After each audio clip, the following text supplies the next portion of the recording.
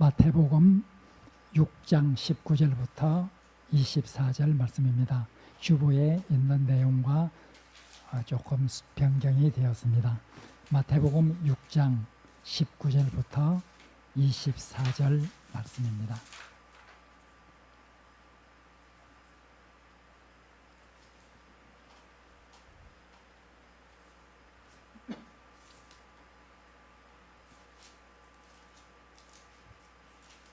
네, 19절부터 교독합니다.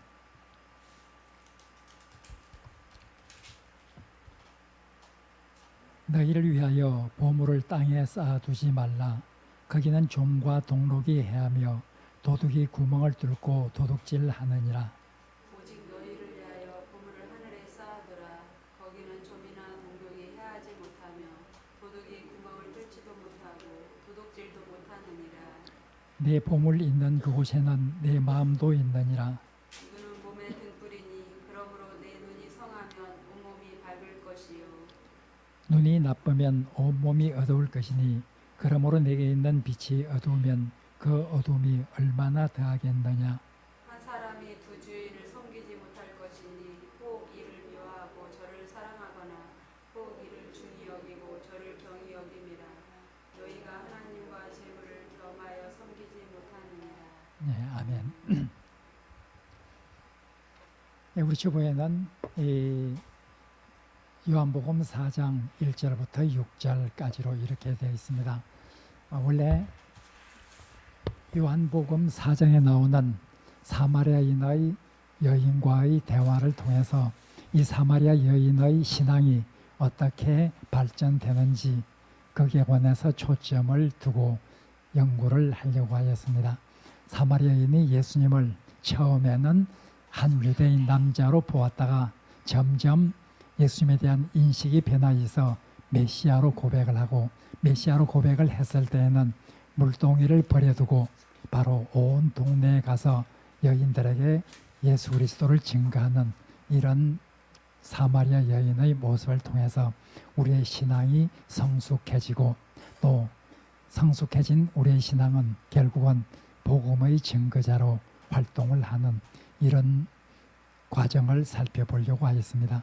그런데 이 사마리아 여인과의 그 대화를 이렇게 준비를 하다 보니까 아무래도 작년에 사마리아 요한복음 4장을 우리가 공부를 수요 예배 때 강의를 하였습니다. 그때는 바로 장벽을 허무는 예수 그리스도의 모습에 초점을 두어서 우리가 작년에 공부를 한 적이 있습니다. 그래서 그때와 이 시기적으로 짧기 때문에 반복되는 것이 아무래도 너무 많을 수밖에 없어서 그것은 다음에 하기라고 우선 오늘 마태복음 6장 19절에서 7장 12절 이 부분에 대해서 이번 몇 주 동안 강의를 하기로 그렇게 하였습니다. 우리가 이 마태복음 5장, 6장, 7장은 산상수훈이다. 산상설교라 이렇게 말합니다.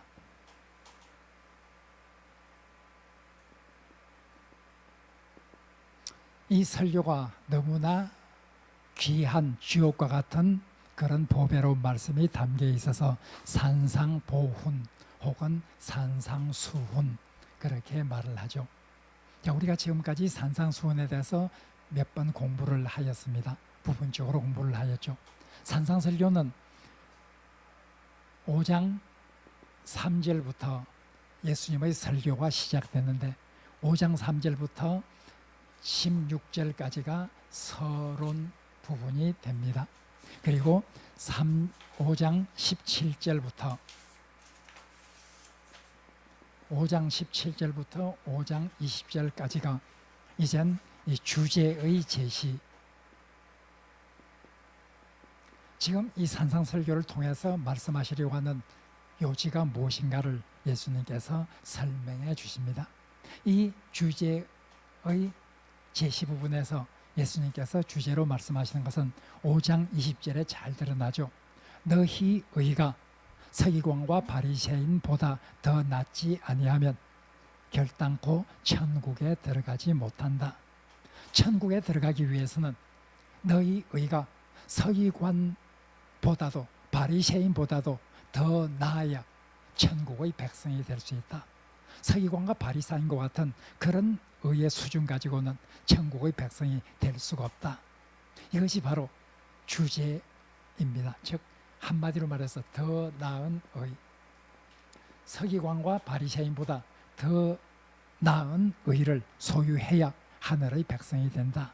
이것이 산상설교를 통해서 주시고자 하시는 그런 말씀입니다. 이젠 이 주제에 대해서 예수님께서 해설을 하죠. 이 주제에 대해서 구체적으로 이제 설명을 합니다. 5장 21절부터 5장 48절까지가 첫 번째 부분입니다. 이 주제를 제시하는 첫 번째 부분으로서 바로 서기관과 바리새인보다 더 나아야 되는데 그것은 이웃을 향한 의,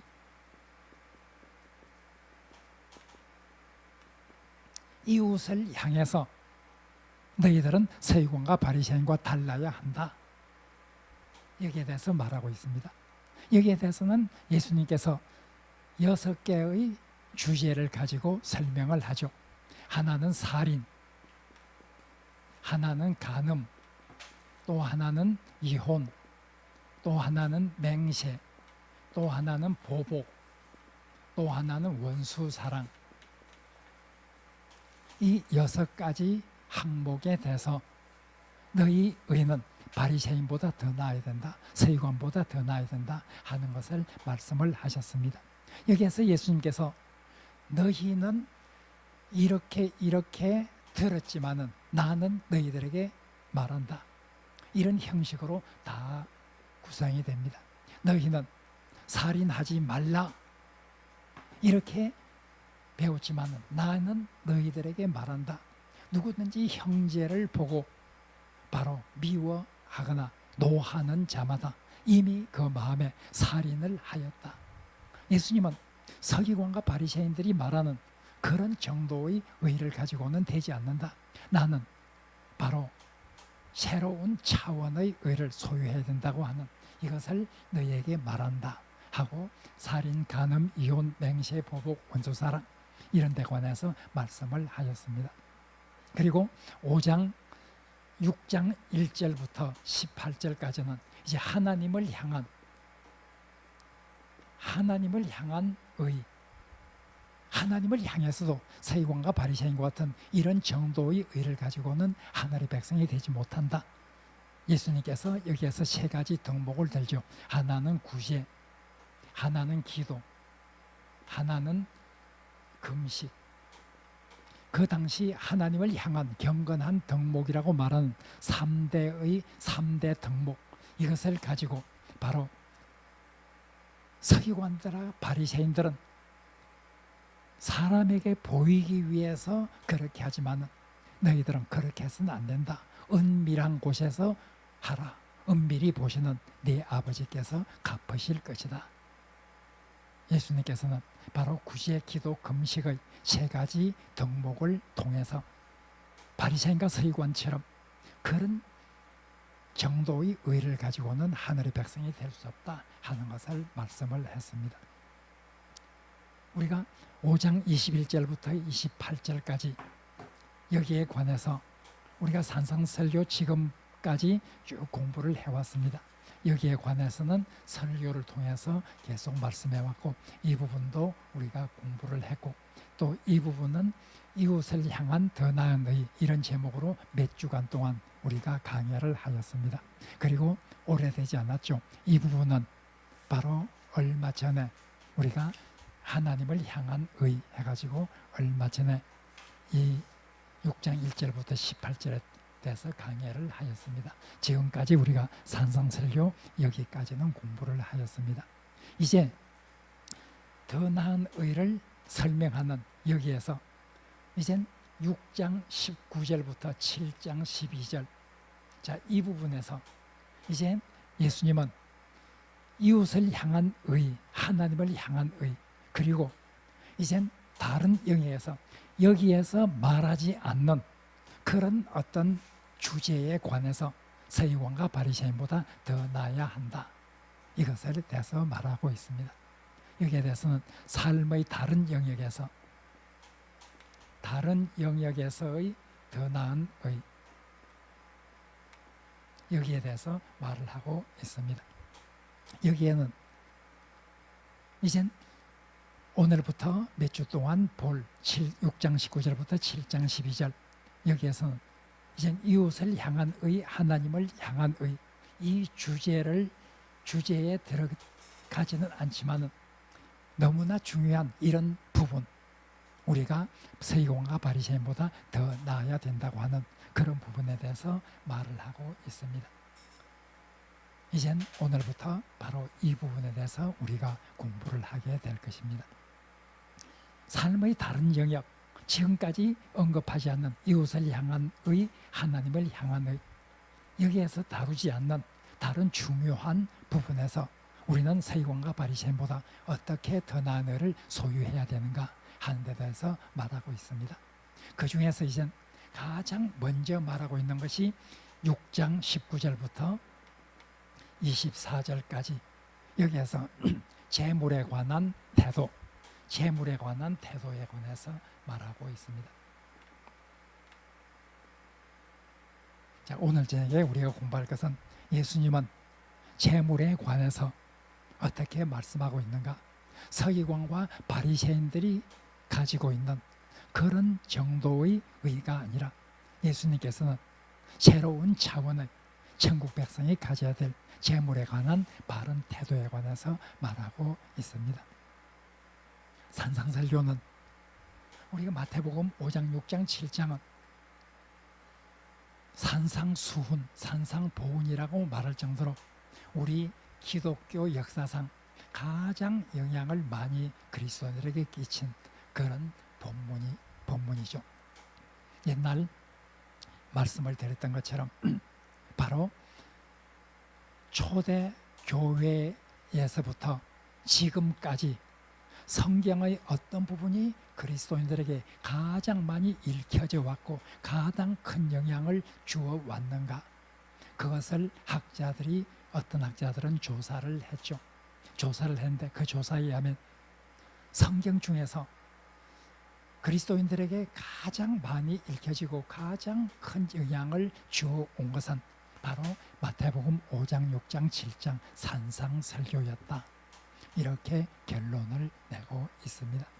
이렇게 초대교회부터 지금까지 그렇게 큰 영향을 준 이 산상설교, 오늘은 이 주제의 제시에 관해서 세 번째 부분인 삶의 다른 영역에서 더 나은 의, 특별히 맨 처음에 예수님께서 다룬 것이 재물에 관한 태도입니다. 이웃을 향한 의, 하나님을 향한 의, 이런 주제에서는 바로 재물에 대한 태도에 관해서 다루지를 못했죠. 그러나 예수님께서는 바로 재물에 관한 이 태도는 하늘의 백성으로서 반드시 짚고 넘어야 될 중요한 주제라고 하는 것을 예수님께서는 생각하셨기 때문에 이 부분에서 맨 처음으로 재물에 관한 태도를 말하고 있습니다. 이 재물에 관한 태도에서 예수님께서 말씀하시고 있는 것은 하늘을 땅에 쌓아두지 말고 하늘에 쌓아두라, 이것이 오늘 말하고 있는 중요한 내용입니다. 보물을 하늘에 쌓아두라, 너희들의 재물을 땅에 쌓아두지 말고 하늘에 쌓아두라. 이 19장 19절부터 24절은 19절부터 21절까지와 22절에서 23절까지 24절, 이렇게 크게 나누어서 세 부분으로 나눠지고 있습니다. 그 첫 부분 19절에서 21절은 바로 보물을 하늘에 쌓아두는 이런 그리스도인이 되어야 된다 하고 말하고 있습니다. 땅에 쌓아두는 것과 땅과 하늘, 우리는 누구나 재물을 쌓는 이런 삶을 살아가는데 우리가 땅에 재물을 쌓아놓는가 하늘에 쌓아놓는가, 여기에 대해서 질문을 하고 있습니다. 땅에 재물을 쌓아놓으면 그것은 없어지고 만다는 겁니다. 땅에는 우리가 땅에 재물을 쌓아두면 거기에는 좀이 있고 또 동록이 있고 또 도둑이 들어와서 탈취해 가요. 좀과 동록이 있고 도둑이 들어온다. 구멍을 뚫고 들어온다. 이 좀이라는 것은 우리가 잘 알죠. 아주 작은 벌레예요. 그러나 이 좀은 옷가지를 못 쓰게 만들어요. 그래서 옛날 이 사람들에게는 좀이라고 하는 것은 하나의 어떤 것을 못 쓰게 만드는 이런 어떤 비유적으로 좀이라는 단어가 사용이 되죠. 동록이라고 우리말로 번역을 했는데 동록은 문자 그대로 동구리, 구리 동자와 녹을 말하죠. 구리에 쓰는 푸른 빛깔의 녹을 동록이라 이렇게 말해요. 이것은 원래 헬라에서 우리말로 동록으로 번역된 이 단어는 먹는다 하는 이런 어떤 단어고 부패를 뜻하는 그런 의미예요. 따라서 녹이 썰어서 썩게 되는 부패하게 되는 그런 것을 의미하죠. 땅에 우리가 보물을 쌓아두면 그것은 좀이 와서 해치고 녹이 썰어서 부패하고 또 구멍을 뚫고 도둑이 들어온다. 구멍을 뚫고 도둑이 들어온다는 것은 오늘날 우리 생각에는 좀 이상하죠. 구멍을 뚫고 집 안으로 들어오지는 못하죠. 옛날에는 흙으로 지어진 집이에요. 따라서 옛날에는 도둑이 그 집에 주인이 없을 때 그 집의 벽을 구멍을 뚫고 안으로 들어와서 바로 물건을 훔쳐갈 수 있는 그런 형태의 집이었기 때문에 바로 도둑이 구멍을 뚫고 들어와서 훔쳐간다. 이 땅에 있는 보물은 없어지고 말아요. 없어지고 말아요. 이 땅에 있는 보물은 항상 우리 것이라고 자신을 할 수가 없어요. 언제 빼앗길지 모르고 언제 도둑질 맞을지 모르고 언제 바로 썩을지 몰라요. 그러나 여기에서 하늘의 보물을 쌓으면 하늘에는 좀도 동록도 도둑도 없다. 하늘에 쌓는 보물은 절대로 없어지지를 않는다. 그래서 하늘에 쌓아두라 이렇게 말하고 있어요. 자, 여기에서 예수님께서는 하늘에 쌓아두는 것이 어떻게 하라는 말인지 구체적으로 말하고 있지 않아요. 하늘에 쌓아두라. 도대체 하늘의 보물을 쌓는 것이 어떻게 하라는 말인가? 하늘의 보물을 쌓는 구체적인 방법에 대해서 예수님은 말씀하고 있지 않아요. 예수님이 말씀하고 있지 않다는 것은 산상설교를 듣고 있는 그 청중들은 하늘의 보물을 쌓는 것이 무엇인지 이미 거기에 대한 전이해가 있었다고 하는 것을 암시하고 있어요. 하늘의 보물을 쌓는다고 한 것은 예수님이 처음으로 말하는 게 아니에요. 그 당시 사람들은 많은 사람들을 통해서 하늘의 보물을 쌓아두라 이런 어떤 말을 들어왔어요. 그 당시에 하늘의 보물을 쌓는 것은 바로 다른 사람과 자기의 재물을 나누는 이것을 하늘의 보물을 쌓는 것으로 그렇게 널리 이야기되고 있었어요. 그래서 여기에서 예수님께서 하늘의 보물을 쌓으라고 하는 이 구체적인 방법은 설명을 하지 않다 칠지라도 산상설교의 청중들은 금방 하늘의 보물을 쌓는 것은 바로 자기가 가진 재물을 다른 사람들과 나누는 것이다. 특별히 자선 사업을 하고 구제를 하기 위해서 사용되는 이런 것이 대표적으로 하늘의 보물을 쌓는 것이죠.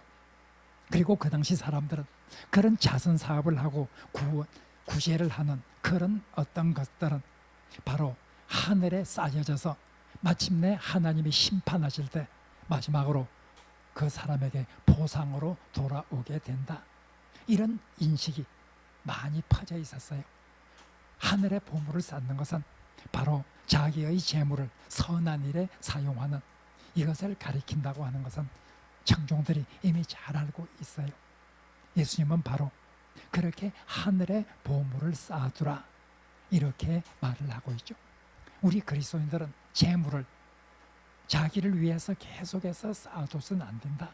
하늘의 보물을 쌓아야 된다. 하늘의 보물을 쌓아놓을 때 그것은 마침내 마지막으로 자기 자신에게 보상으로 돌아올 것이라는 이것은 우리가 마태복음 25장에 나오는 바로 양과 염소의 비유에서도 잘 나타나고 있죠. 거기 보면 예수님께서 마지막 날 재림을 하셔서 바로 한 무리들에게 말을 하죠. 너희들은 내가 굶주릴 때 먹여주었고, 내가 목마를 때 마시게 해주었고, 내가 옥에 갇혔을 때 돌아보았고, 내가 헐벗었을 때 입혀주었고, 이렇게 했다. 그 사람들이 말하죠. 아니, 우리가 언제 주님께 그런 일을 했다는 말입니까? 예수님께서 말씀하시죠. 지극히 작은 자 한 사람에게 행한 것이 곧 나에게 행한 것이다. 바로 하늘의 보물을 쌓아두는 것, 이것이 바로 자기 재물을 선한 일을 위해서 사용하는, 이것이 하늘의 보물을 쌓는 것으로 그렇게 말하고 있는 것을 봅니다. 그리고 예수님께서 바로 내 보물이 있는 곳에 내 마음도 있다, 21절에서 그렇게 말하고 있습니다. 우리가 보물을 하늘에 쌓아놓는 사람은 항상 그 마음이 하늘에 있어요. 보물을 이 땅에 쌓아놓는 사람은 항상 그 마음이 이 땅의 일에 관심을 기울이고 이 땅에 관심을 가지고 있어요. 우리가 우리 보물을 하늘에 쌓는가 땅에 쌓는가? 우리가 보물을 하늘에 쌓으면 우리의 마음도 하늘을 향한 것이고, 우리의 보물을 땅에 쌓아두면 우리의 마음도 땅을 향하게 된다. 이것이 바로 21절에서 말하고 있는 것이죠. 내 보물 있는 그곳에 내 마음도 있다. 재물이라고 하는 것, 우리에게 절대적으로 필요한 것이죠. 이것을 어디에 쌓는가, 여기에 따라서 우리의 마음이 하늘을 향하는지 땅을 향하고 있는지 그것을 우리가 알게 된다 하는 것을 말하고 있습니다. 참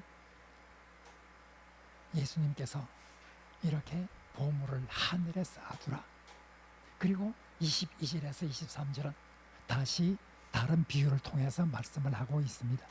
다른 비유는 눈의 비유를 가지고 말하고 있습니다. 성한 눈과 그리고 악한 눈. 우리 눈이 성하면, 우리 눈이 악하면 어떻게 되는가? 우리 눈이 성하면은 모든 것을 올바로 볼 수 있어요. 우리 눈이 나쁘면, 악하면 바로 우리 눈이 굉장히 어둡고 우리가 갈 바를 알지를 못하게 되죠. 그래서 여기서 눈의 비유를 가지고 말하는데, 이 눈은 우리의 눈이 성한 눈인가 악한 눈인가, 여기에 따라서 구분되어지죠. 하늘의 보물을 쌓아두라, 땅의 보물을 쌓는다, 이 두 개로 구분이 되듯이 우리가 어떤 눈을 가지고 있는가, 여기에 성한 눈 하면 악한 눈, 악한에 대한 대조되는 말은, 대비되는 말은 성한 눈이 아니라 선한 눈이 될 거예요. 선한 눈, 선한 눈과 악한 눈, 이렇게 하면 대조가 잘 되죠. 그러나 여기에 보면 선한 눈이 아니라 성한 눈이에요. 원래 선한 눈, 악한 눈은 그 당시 사람들에게 상당히 대조적으로 잘 알려져 있었어요. 선한 눈은 어떤 자기의 재물이나 이런 것을 다른 사람에게 나누어 주고 관용을 베푸는 이런 것을 선한 눈으로 표현을 하고, 굉장히 움켜쥐고, 그리고 어떤 자기 자신의 탐욕을 가지고 바라보는 이런 눈을 악한 눈이라 이렇게 말해요. 그러니까 그 당시 선한 눈과 악한 눈의 대조는 널리 알려져 있었어요. 그런데 예수님께서는 여기에서 분명히 우리가 이 비유를 보면 선한 눈, 다른 사람에게 나누어주는 이런 마음의 자세, 악한 눈, 탐욕을 가지고 재물을 모으는 이런 눈, 거기에 딱 맞기 때문에 선한 눈과 악한 눈 이렇게 대조를 했으면 쉽게 이해가 되는데, 여기에서부터 여기에 보면 예수님은 선한 눈이 아니라 성한 눈, 온전한 눈, 이것을 말하고 있어요. 그런데 성한 눈은, 성한이라고 번역된 이 헬라어 단어는 순진하다 이런 뜻도 있어요. 여러분들이 성한이라고 우리말로 번역된 거기에 보면 아라비아 숫자로 거기에 아라비아 숫자로 숫자가 돼 있죠. 숫자가 돼 있어 가지고 1 해가지고 아래 1번 나나주에 보면 성한이라고 하는 이 말은 뭐라고 돼 있죠? 나나주에 헬 순전하면 이렇게 돼 있죠. 헬라어로는 순전하다는 뜻이다. 순진하다, 순전하다는 뜻이다 하고 기록이 돼 있어요. 여러분들은 이 성경을 사실 때 나나주가 없는 성경을 사시면 안 돼요. 나나주는 아주 중요한 것이고 대한성서공회에서 이 발행하는 성경에는 나나주가 반드시 있게 돼요. 그러나 혹 여러분들이 가진 성경에서 지금 제가 말하는 성하면 앞에 아랍의 숫자로 쓰고 밑에 나나주에다가 헬 순전하면 이런 표현이 없는 것은 나나주를 없앤 그런 어떤 성경이죠.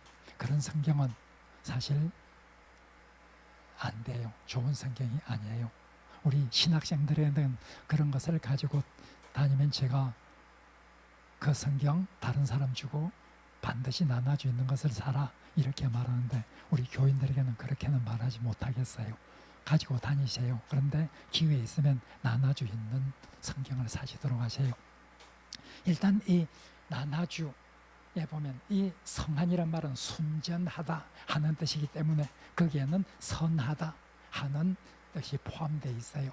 따라서 여기에서 성한 눈이라는 것은 선한 눈과 같은 의미로 볼 수가 있고 따라서 여기에서 성한 눈과 악한 눈은 바로 자기의 재물을 나누는 이런 관용한 너그러운 이런 어떤 사람, 악한 눈은 탐욕의 눈을 가지고 바라보는 이런 사람 두 개를 대조를 하죠. 이렇게 다른 사람에게 나누어 줄 수 있는 재물을 하늘에 쌓아둘 수 있는 이런 사람은 눈이 밝은 사람이에요. 그러나 이 땅에 탐욕을 가지고 재물을 쌓아놓는 이런 사람들은 바로 눈이 어두운 사람이에요. 눈이 어두우면 어떻게 되겠는가? 온 몸이 얼마나 어둡겠느냐? 우리의 눈은 우리의 신체 중에서 아주 작은 것이지만 굉장히 우리 몸을 제어하는데 중요한 역할을 하는 것이죠. 우리 눈이 밝아야 한다. 눈이 어두우면 어떻게 되겠느냐? 선한 눈을 가져야 된다. 성한 눈을 가져야 된다. 우리가 재물을 사용할 때 이렇게 선하게 나눌 수 있는 이런 어떤 삶이 그리스도인의 삶이 되어야 된다 하는 것을 말하고 있습니다. 마지막 24절에서는 우리가 재물에 관해서 또 하나의 비유를 말하고 있습니다. 재물이라고 하는 것은 너무나 우리에게 우상이 되기가 쉽다 하는 거예요. 하나님을 섬기느냐 재물을 섬기느냐 하나님과 재물. 지금 19절 21절에서는 땅에 쌓아두느냐 하늘에 쌓아두느냐 22절 23절에서는 바로 성한 눈을 가지느냐 악한 눈을 가지느냐 이젠 마지막 24절에서는 우리가 하나님을 섬길 것인가 재물을 섬길 것인가 하는 것을 말하고 있습니다. 특별히 너희가 하나님과 재물을 겸하여 섬기지 못한다 하는 이 24절에 나오는 마지막 부분에 나오는 재물이라고 하는 이 말은 만몬이라고 돼 있어요. 만몬. 만몬 우리말로 재물로 번역됐지만 실제로 이것을 만몬이라고 이렇게 돼 있습니다. 헬라어로는요. 이 만몬은 재물을 의인화시키고 인격화시킨 것이죠. 그래서 만몬은 하나의 우상으로 이렇게 지금 말하고 있어요. 하나님이냐 만몬이냐 재물로 번역된 그 만몬 하나님이냐 만몬이냐 둘 중에 두 개를 동시에 섬기지는 못한다. 절대로 우리 인간이 재물을 섬기고 하나님을 섬기고 동시에 섬기지 못한다. 그렇게는 안 된다는 거예요. 재물은 우리에게 너무나 쉽게 우상이 될 수 있어서 바로 땅에 재물을 쌓는 사람, 그리고 바로 성한 눈을 가지 못한 악한 눈을 가지고 있는 사람. 그래서 그런 사람은 재물이 하나의 우상이 되어서 만몬이 우상이 되어서 절대로 하나님과 만몬을 동시에 섬기는 것은 불가능하다 하고 말하고 있어요. 두 개를 동시에 섬길 수는 없다는 거예요. 오늘 예수님께서 이렇게 말씀하시는 이 본문을 보면서 예수님께서는 왜 하나님을 향한의 다른 하나님을 이웃을 향한의 다음에서 다른 영에 대해서 말할 때 재물에 대해서 가장 먼저 말하고 있을까? 재물은 사실 그만큼 우리에게 중요한 거죠. 재물이 없이는 우리가 살 수가 없어요. 재물은 우리가 살아나가는데 꼭 필요한 거예요. 꼭 필요한 것이기 때문에 이 재물은 우리의 삶에 굉장한 영향을 미치게 돼요. 재물은 재물 없이는 살 수가 없잖아요. 재물이 없으면 살아갈 수가 없어요. 의식주를 해결할 수가 없어요. 꼭 필요한 것이죠. 필요한 것이기 때문에 이 재물이 쉽게 우상이 될 수가 있어요. 우상이 될 수가 있다는 거예요. 재물은 아마 동서고금을 막론하고 인간에게 굉장히 큰 유혹으로 닥쳐오는 거예요. 재물은 아마 시대가 가면 갈수록 언젠가 설교 시간에 말씀드렸던 것처럼 시대가 가면 갈수록 재물은 더욱더 우상화가 될 거예요. 우상화되기가 더 쉬울 거예요. 왜냐하면 이 시대가 가면 갈수록 있는 사람과 없는 사람이 누리는 그 혜택이 굉장히 달라지게 되어요. 물론 옛날에도 수백 년 전에도 재물이 있는 사람과 없는 사람은 차이가 많이 있죠. 재물이 있는 사람은 종을 들여서 편하게 살 수 있는데 없는 사람은 종으로 이렇게 살아야 되고 굉장한 차이가 있어요. 그러나 그때는 재물이 있는 사람도 없는 사람도 걸어서 여행을 하고 말을 타고 여행을 하고 이런 차이는 있을지 몰라도 그런 차이가 별로 없어요. 그러나 시대가 가면 갈수록 물질 문명이 굉장히 발전되어서 그 물질 문명의 혜택을 누리기 위해서는 돈이 있어야 돼요. 우리가 아무리 어떤 의학이 발달되고 그렇게 할지라도 돈이 없어서 그 혜택을 누리지 못하면 그거는 쓸데가 없어요. 아무리 문명이 발달돼서 앞으로 우주 여행을 갈 수 있다. 돈이 없어서 갈 수 없으면 문명이 발달돼도 그것은 필요가 없어요. 이 재물이 있느냐 없느냐에 따라서 문명의 혜택을 얼마나 누리면서 사느냐 하는 그런 어떤 기준이 되기 때문에 그만큼 재물은 시대가 가면 갈수록 더 큰 영향을 미칠 수밖에 없어요. 그래서 바로 이렇게 재물은 쉽게 만몬이 될 수가 있는 것이죠. 쉽게 만몬이 될 수가 있어요. 그래서 예수님께서는 이런 재물에 관해서 말씀하시면서 하늘에 쌓아두라. 땅에 쌓지 말고 하늘에 쌓아두라. 하늘에 쌓아두는 것이 그것을 영원히 지키는 것이다 하고 말하고 있죠. 우리는 세상에 살면서 누구도 재물을 가지고 죽은 이후까지 갈 수 없어요. 우리가 바로 빈손으로 왔다가 빈손으로 간다. 누구도 자기가 재물을 가지고 죽을 수 없다. 죽을 때는 모든 것은 다 이 땅에 두고 가야 된다. 그렇게 말해요. 그러나 예수님은 그 말은 부분적으로 옳아요. 사람이 죽을 때 재물을 결코 가지고 갈 수 없다 하는 말은 부분적으로 맞아요. 그러나 예수님의 눈에서 보면 그 말은 어떤 의미에서 맞지 않아요. 사람이 죽을 때 재물을 가지고 갈 수 있어요. 재물을 가지고 갈 수 있어요. 그것이 바로 하늘에 쌓아두는 거예요. 하늘에 쌓아두는 이것은 우리가 죽은 이후까지 하늘에 가지고 갈 수 있는 유일한 방법이라는 거예요. 우리는 세상에서 죽을 때 재물을 가지고 갈 수 없어요. 그 죽음 이후까지 재물을 가지고 갈 수 있는 오직 한 가지의 유일한 방법은 하늘에 재물을 쌓아두는 것이다. 예수님은 그렇게 말하고 있어요. 우리가 재물을 쌓아둔, 하늘에 쌓아둔 것은 우리가 죽더라도 죽은 이후까지 가지고 갈 수 있는 유일한 방법이죠. 이렇게 재물에 관해서 예수님은 말씀을 하세요.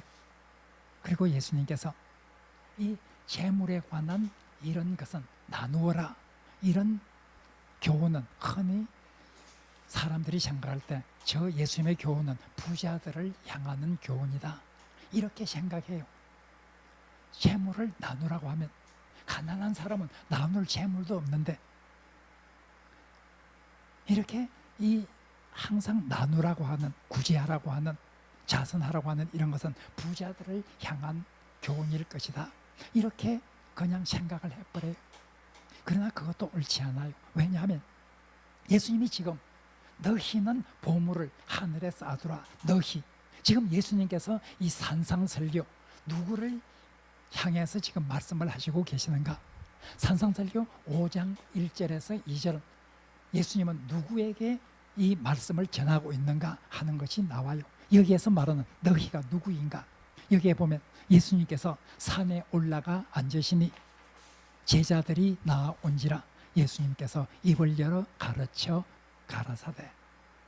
예수님이 제자들이에요. 그리고 예수님의 제자들이 1차적인 청중적이고, 그럼 예수께서 무리를 보시고 산에 올라가 앉으시니 제자들이 나온지라 입을 열어 말씀하시기 시작하셨어요. 2차적인 청중들은 무리들이에요. 이 제자들과 무리들, 이들을 향해서 예수님께 지금 말하고 있어요. 제자들은 누구예요?